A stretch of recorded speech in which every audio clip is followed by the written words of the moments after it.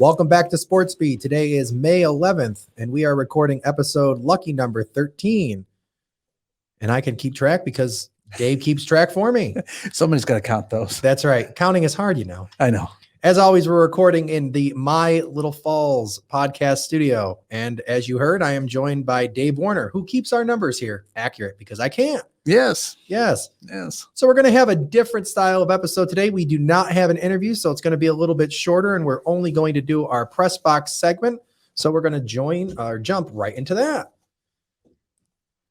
So we're going to start off with high school Section 3 football, which is rounding off all the football for Fall 2 or Fall 1, depending on where we are. So Little Falls blanked West Canada last week on Wednesday with a score of 13-0. Mount Markham beat Frankfort 24-7 on Friday. Central Valley ended their season with a win against Little Falls on Sunday in overtime with a score of 12-9. And the Herkimer Dodgeville matchup for the weekend got canceled due to Dodgeville exposure to COVID. And this is the first time in 20 years that Dodgeville has not had a home football game. So that was crazy. Yeah. It was there, then it wasn't, and then a side effect of other sports getting canceled, and it's nuts. So this, and then we saw the flex schedule there. We had a Wednesday game. I know last week Herkimer was on Tuesday, and over and done with, and hopefully look into next year, not just football, but all the sports for the fall. Everything can get back on normal rotation. It's just too confusing. I looked at the schedule this morning, going, okay, what do I want to shoot this week? It's nuts. Yeah, it's nuts. Jumping over to high school softball, Sequoia Valley edged out West Canada Valley with an 8-6 score to get their first win of the season. And Holland Patton won a close matchup against Mount Markham with a final score of 11-10.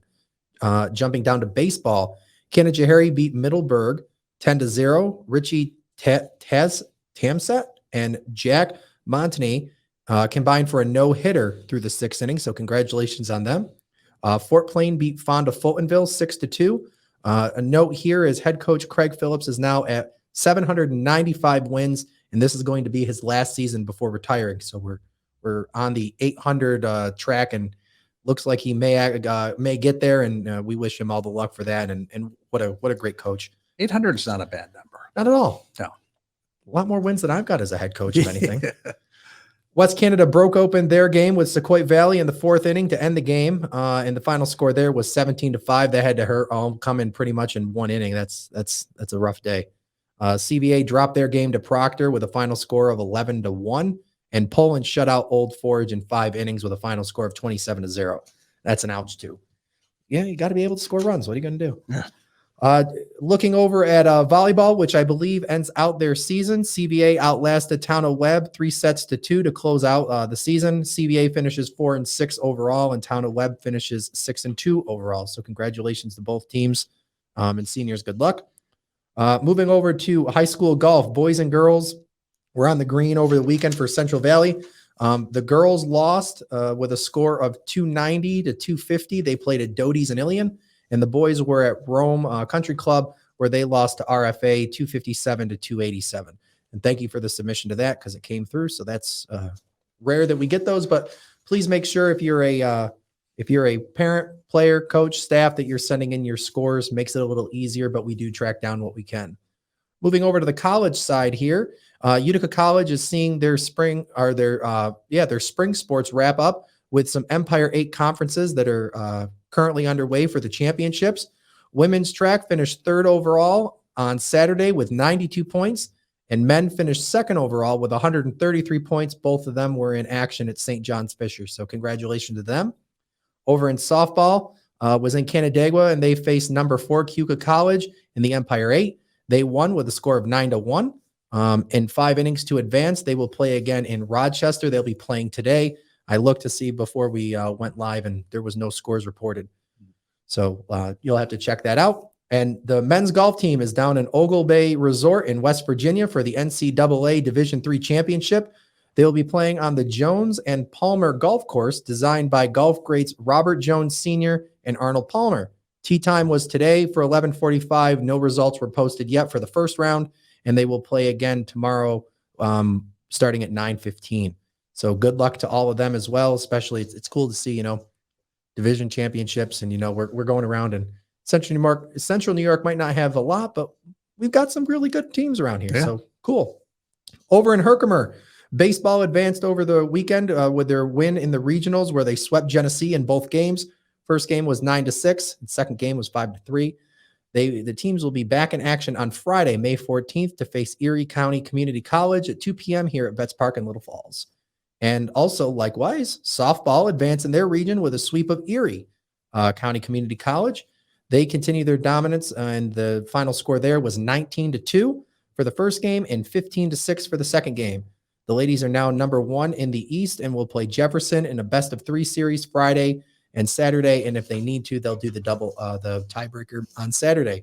So continued good luck to Raz, PJ, and the both squads as they continue their campaign for a national championship.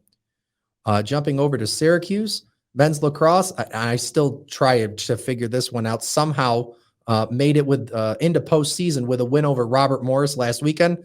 They lost a spot, though. Still trying to figure that one. They won the game, last game of the season, but they lost a spot. I mean, they played like crap all year, so call it what it is. They will face off against number 5 Georgetown in the first round, and I guess it really depends on which team is going to show up, whether they're going to advance or not. So take it with a grain of salt. If they get the team that played against, I think it was Virginia, and they come out and they come loaded for bear, they're good. But if they do what they did against Notre Dame, the game's going to be over pretty quickly. And as we talked about last week, and it's been all over the place, women's basketball is seeing a mass exodus going on. And this past week, Syracuse women head basketball coach Quentin Hilsman addressed the press to talk about that mass exodus with half of his roster seeing the door. He said that they aren't in panic mode and he is not worried.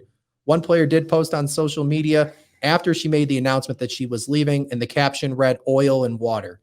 However, again, Coach Hilsman has said that they were seeking other academic programs, looking for better geography to play in, and just looking for a change of venue. He talked about they do like an exit interview or end of season interview and stuff like that, and it was just differences in culture. And there's not much there, but nothing really. His and theirs, or I guess theirs in the school or the area, the region. Not sure. And that's the other thing. Not really sure what's going on there, because when you see half a team exit in a short period of time, enter transfer portals and getting out, obviously something is awry. But again, over on Syracuse.com and Spectrum News out there being the real focus points of Syracuse, there's nothing being reported. Not really much to track. So it's going to be interesting to see what we'll keep an eye out for that. I'm sure the other media around the Syracuse area will as well. It's just interesting that you've got all these players that are exiting and nobody said something. And usually in this climate, in this culture, anything that's wrong is already out after this point, because it's been 2 weeks easily. Well, it can't be the environment. I mean, or like the region. They knew what they were going to. Like, what? It's too cold or what? I don't. Yeah. And oil and water. You didn't know that? And oil and water is an interesting caption to post. And I know that, they that would mean personalities to me. Right. But none of the players are going after the coach. The coach isn't going after any of the players. They're just exiting. And he trumpeted that they've got some new players coming in through the portal next year. And it is what it is, I guess. Time will tell. Okay. Well, we're going to do our first commercial break here, and then we'll come back with some professional news and some local impact of that. So we'll be right back after this. Visit My Little Falls and stay connected with the latest news, information, and events in the city. Our mission is to generate interest in the community and connect residents in a more meaningful way by facilitating deeper conversations about how these stories will shape the future of Little Falls, New York. Join thousands of weekly visitors who stay up to date with feature stories, interviews, videos, and our events calendar. It's about timely local news for the community, keeping citizens informed about important issues, telling stories about the people who live and work here, and giving locally owned businesses the opportunity to reach a very targeted audience of local residents and tourists alike. It's a whole new form of media-rich content developed specifically for today's mobile lifestyle and listeners. You can download our iOS app in the iTunes store or sign up for our weekly newsletter. Stop by today at mylittlefalls.com. You'll be glad you did. And we're back with some professional part of our press box that we've got here. So sticking local first, Comets broke the major news over the weekend that they have a new affiliation with the New Jersey Devils. The Comets now have a 10-year partnership with the NHL team. The Devils and Binghamton recently ended their affiliation. Largely, it sounds like over conditions of the facility and long-standing disagreements that went unresolved. The Devils will now take up residence in Utica, but it will still be called the Utica Comets. One major change I think we're going to see, and it's already been reported, is that the colors that we've all come to love will be changing, but we will be keeping the name. And Rob Esch said that that was a very important point in negotiations. Esch also noted that that they knew this when they were going into the deal with Vancouver 7 years ago, and that the groundwork has been in place for a while. Back in December, Vancouver had told the team that they were pulling out of Utica and planned to execute from there, and everything went into motion. So far, from what I can see, transition seems to be going pretty smoothly, and while the 2021 season is not over yet, the odd staff and team are already planning for a 2021-2022 season. So the only losers here so far are Binghamton. We're now without an NHL team and an empty facility. So a lot of swag to change. Yes. Yeah. And we had Kyle on a couple weeks ago, and, he was on for the NASCAR bit, but right behind him was that shirt. I've got, a bunch of shirts, a couple jerseys at home. I know Scott, I'm sure he's going to talk about this, more just because of the hockey impact, and know he knows a bunch of people around the organization. I'm sure they're going to have to replace everything. I mean, banners, everything. When you change the colors like that. Right. And one thing I wonder is how many fans are going to be like, it's still called the Utica Comets, but because the colors changed, how many aren't going to show up anymore? We're still the environment that we are. Yeah, I think they'll still show. Yeah. I don't think they're going to see any drop off in attendance. Yeah, I don't either. I mean, the odd is built such a way that they're always going to pack it no matter what. And last I knew, there was a waiting list for season tickets. So as long as that's not going away, I think. Yeah, if they get a little drop off, they could throw some octopus on the ice or something. Yeah, something crazy. Somebody throws a fish over the rail. Yeah, you see that every now and again. Yeah, something could happen. Yeah, but I'm sure we're still going to see the people that aren't going to replace their jerseys and colors still showing up in the blue and green. But yeah, that's all right. I'll have to buy a new one just because. Anyway, also over the weekend, the Comets were in action to end their season with the games against the Syracuse Crunch to force the draw in the Galaxy Cup. Utica beat Cuse 3-0 in their final match of the season. So Chris Ezzo, wherever you are, I hope that one ruins your day a little bit. Chris is a big Crunch fan coming from Syracuse, and he lives in central New York now and still supports the Crunch, and we won't forgive him for that. The Comets will wrap up their season with a 3-game straight against the Rochester Americans, beginning with a home finale on Wednesday night. Mohawk Valley Diamond Dogs have added to their staff ranks yet again. This time, the Dogs welcome bash Josh McMullen, who will serve as their director of media and their official scorer for the team. Season ticket form is also available online. So if you or your family are looking for something to do over the summer, consider heading over here to Little Falls to see the Dogs in action. Last I heard, they only had like 75 season tickets left. So really, yeah, awesome. If you want one, you better jump on it. That was like 24 hours ago. So that's good to see. Yeah. And it's only been on there for about I think a week. We came right after our last podcast. Yeah. So it not surprising when you think about it, though. People are looking to get out and do something. Of course. And that's great entertainment. Yes. And as we reported last week with the Dogs, if anybody is looking to sing the national anthem, please contact Travis. We threw up on Facebook. I think it got removed, though, because it violated some ban or whatever. But we'll try to do that again. You can't mention the national anthem on Facebook? I guess. I would believe it. I guess not. I went to boost the post, and it said that it couldn't, and then all of a sudden it went away. So, and I haven't had time to figure out what I did to put me in Facebook jail for the week. So laughing. Does that Sportsbeat with Rob Drumm? Yeah, you are banned from Facebook. I'm in Facebook jail for trying to promote a post for singing the national anthem. I'm now impressed with you. I've been banned from Facebook. I screw up what number I am. Yeah, it's great. It's absolutely great. This is perfect. It's bull, but what are you gonna do? Yeah. Over and jumping into NASCAR, we saw Martin Truex Jr. in victory lane in Darlington. He secured his third win of the 2021 Cup Series. He led 248 out of 293 laps of the race. NASCAR is back in action this week with Cup and Xfinity over in Dover. Shout out to Kyle Stevens, who was on a few weeks ago.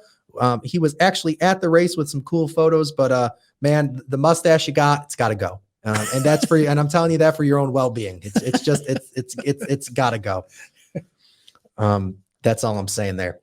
While the Kentucky Derby is over, the drama and fallout is not. This week, it was reported that Melina Spirit, the winner of the Kentucky Derby, had failed a post-race drug test for bethomethasone. If I said that right, I'm giving myself a raise here, by almost double the legal limit that the sport allows. The fallout and spin cycle was fast from there and put Bob Baffert in the hot seat pretty quickly.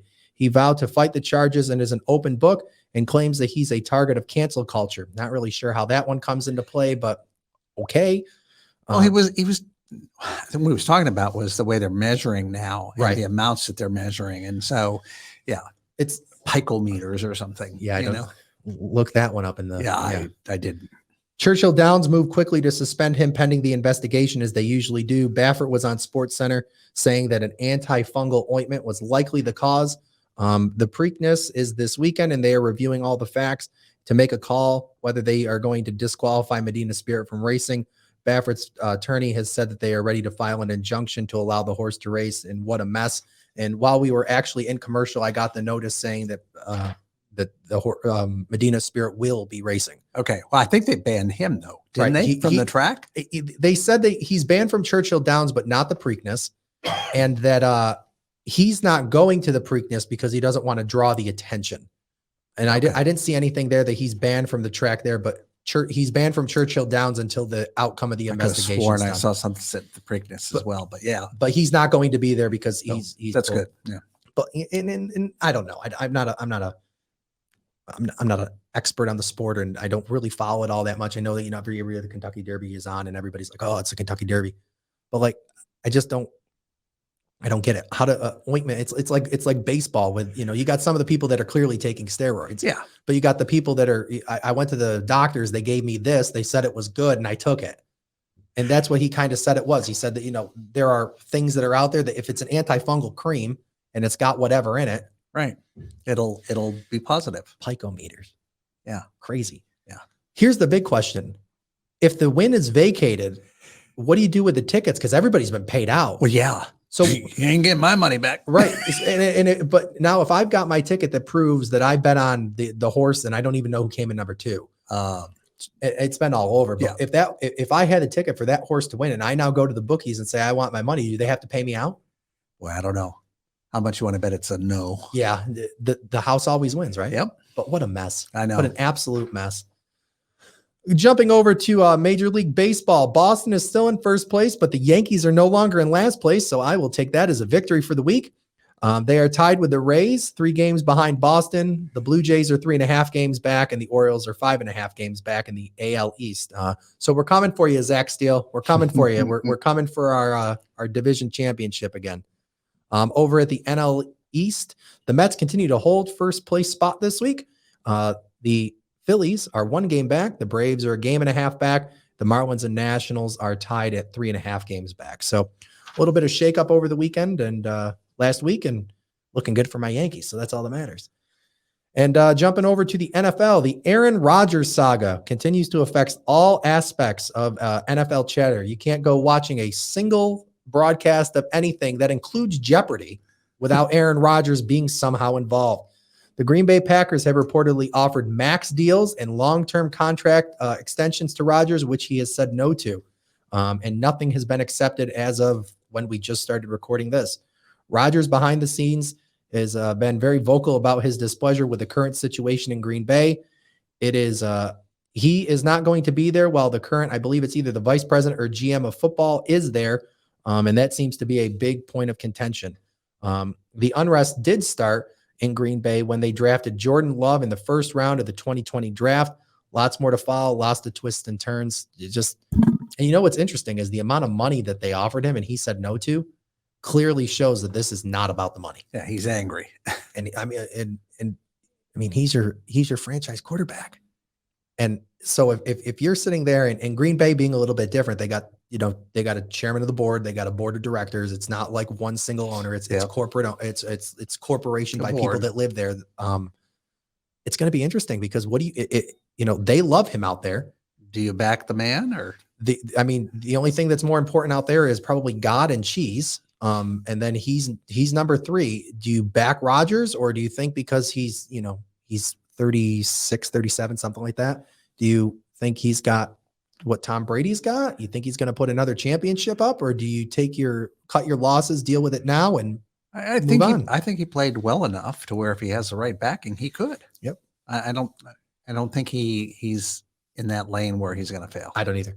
And the interesting part too is that his I guess one of his biggest complaints is that they used the first round pick to take a quarterback, which was his successor, which I don't think he's so mad about, but there were other talent that I think he thought that they should have gotten. Well, if he stayed, they should have gotten. Right. But if they felt like right, he was leaving, right, they're going for a number one draft, right, or a number one top talent. And so it sounded like the plan was they were going to draft Jordan Love last year and put him behind Rodgers for 3 or 4 years until he would eventually retire. But I think he thought it was an encroachment on his personal space. It's interesting how it all falls out with the personalities that football is. And football is always a cluster to begin with, because you never know what day it's going to be. I know. And ending with this one, and Chris Berman on ESPN is back for the NFL primetime. Reported today on his 66th birthday. Saw that while I was cruising on over. They had that, and I thought that was a fun little. He's been there forever. So yeah. So a little bit of a different show. We're going to end up looking, I think, here for a host. A co-host. A co-host. Yeah, because I'm staying here for a while, I hope. I'm replacing myself. See that? After these 2 big errors, yeah, you're I'm gone. done. I'm the weakest link, and I'm goodbye. So we'll be doing that, and then next week hopefully have the interview that we were going to do this week on, and cover some of the other regionals that are wrapping up and report back. So coaches and staff, please include us in your sports reporting at Sportsbeat at mylittlefalls.com for updates and highlights throughout the week. Find us on Facebook if we aren't currently in jail at Sportsbeat with Rob Drumm. For all your local sports, news, and our podcast home, find us at mylittlefalls.com. For Rob Drumm here with Dave Warner, we'll talk to you next week.